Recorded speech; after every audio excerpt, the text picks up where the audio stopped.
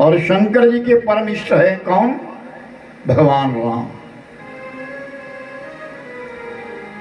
एक भार बरे मकर न आए। पूरा माघ का महीना था और माघ के महीने के बीच में बहुत सारे ऋषि मुनि इकट्ठे हुए और प्रयागराज की पावन धरती, जहां गंगा यमुना और गुप्त रूप से मां सरस्वती बहती है, ऐसे संगम के ऊपर बहुत सारे ऋषि मुनि इकट्ठे हुए हैं और सत्संग प्रारंभ हुआ है। माघ महीने में कल्पवास किया जाता है। आज भी बहुत सारे लोग ऐसे हैं जो कल्पवास करते हैं। अभी हमारे साथ जो यात्रा में 4 बुजुर्ग थे जिन्होंने कई बार कल्पवास कर लिया है। श्री राम जी हैं बिलासपुर से, खन्ना जी हैं जिन्होंने कई बार कल्पवास कर लिया। यानी माघ महीने के बीच में प्रयागराज की धरती के ऊपर रहना और उन नियमों को अपनाना जो विधिवत शास्त्रों में लिखे गए हैं, उसे कल्पवास कहते। 1 मास पूरा। तो उस कल्पवास के लिए बहुत सारे ऋषि मुनि आए थे और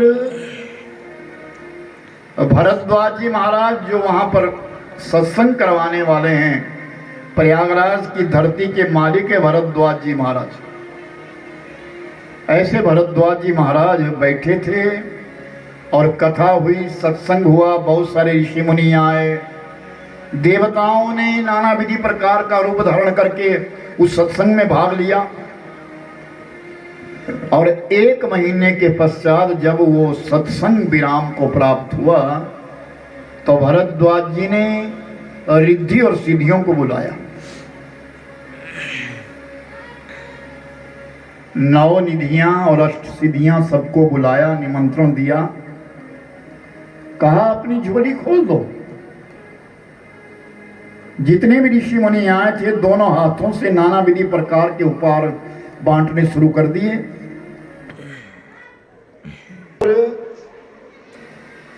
जब एक ऋषि मुनि अपने अपने धाम को चले गए, अपने अपने स्थान के लिए चले गए,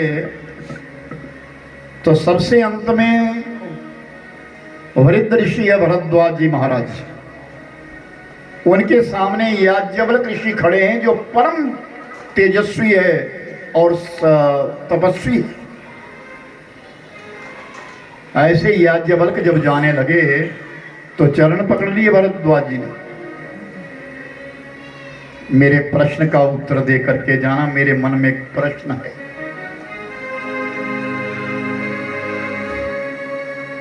याज्ञवल्क्य विचार करने लगे, मैंने कथा कही और 1 मास का सत्संग किया, लेकिन मेरा जो यजमान है उस मेरे यजमान के मन में भी प्रश्न रह गया, तो मेरे कथा करने का क्या तात्पर्य हो? एक राम आप जा नहीं सकते, बैठ जाइए। धाम में चले गए, लेकिन भरद्वाज जी कहते महाराज आप रुक जाइए, मैं अकेला हूं यहां। जब कोई कार्य समापन की ओर हो जाता है तो मन छोटा हो जाता है, फिर मन संकुचित हो जाता है, एक विरह उत्पन्न हो जाता है। आज उस सत्संग को विराम हो गया है, सब ऋषि मुनि जा रहे हैं, अकेले भरद्वाज जी रह रहे। तो भरद्वाज जी ने याज्ञवल्क्य को पकड़ लिया, महाराज आप रुक जाइए, मेरे मन में एक प्रश्न है, मेरे प्रश्न का उत्तर दे करके जाइए। क्या? एक राम दशरथ का बेटा, एक राम घट घट में लेटा, एक राम का सकल पसारा, एक राम है जग से न्यारा। एक राम तो दशरथ का बेटा है उसको लोग दुनिया राम कहते हैं।